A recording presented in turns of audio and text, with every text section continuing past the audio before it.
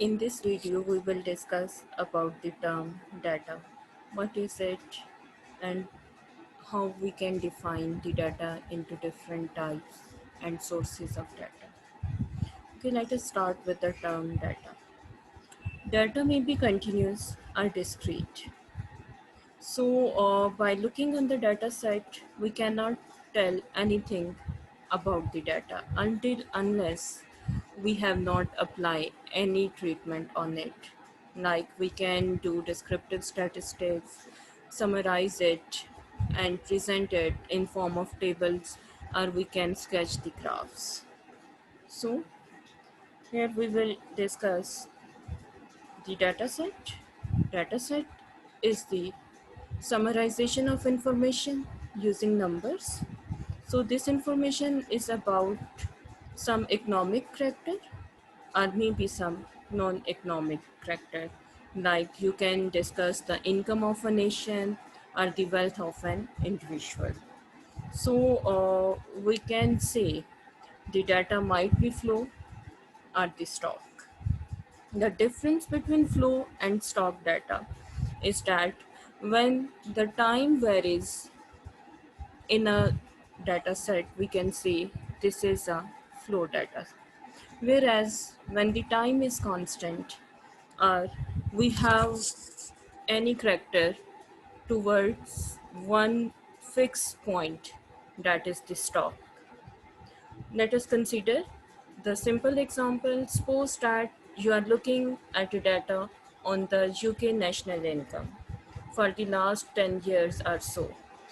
Here you can see the time is varying, time is changing, and we have the data set or the income of last 10 years. So this belongs to the flow data set, the data set in which time is variable, or the data set which varies across the time is known as flow data. Whereas if we take this example like this, suppose that you are looking at the data on the UK national income for the current year. Now the time is constant here. By changing the word last 10 years to the current year, the type of the data becomes the stock data set. So the difference between flow and stock is the time. When we have the data or the series or the information belonging to the time or across the time, we can say this is the flow. But if we take the values within the fixed interval or in some cross-sectional series, we can say this is the stock. So the other name of the flow data set can be time series, and for the stock data set you can use the term cross-sectional data. So here we have seen that two types of data set, one is stock and other is flow. Stock belongs to the cross-sectional in which the time is not the variable, or we have the data set in a fixed interval. Whereas in flow data set, time series data set, our time varies through the observations. Either we can take the data in different months, we can take the data in different years, we can take the data in days, but not in the fixed interval. So time series data is related with the flow data, whereas cross-sectional data is related with the stock data set. So this is the difference between stock and flow data. Stock is cross-sectional, flow is the time series data. So now the question is why we collect data, what is the need of data, why data is important, why the collection of data matters. So here are the some points which we will discuss. Let us start with a simple example.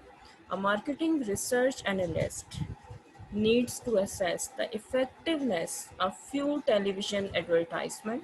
So what he do? He collect the data to check this. On the similarly, we have different other fields in which the data is required, like operational manager need this, any editor needs this, any financial firm needs the data set. If the university want to check the enrollment of the students in the next semester, then the registrar or the administration also needs the data set.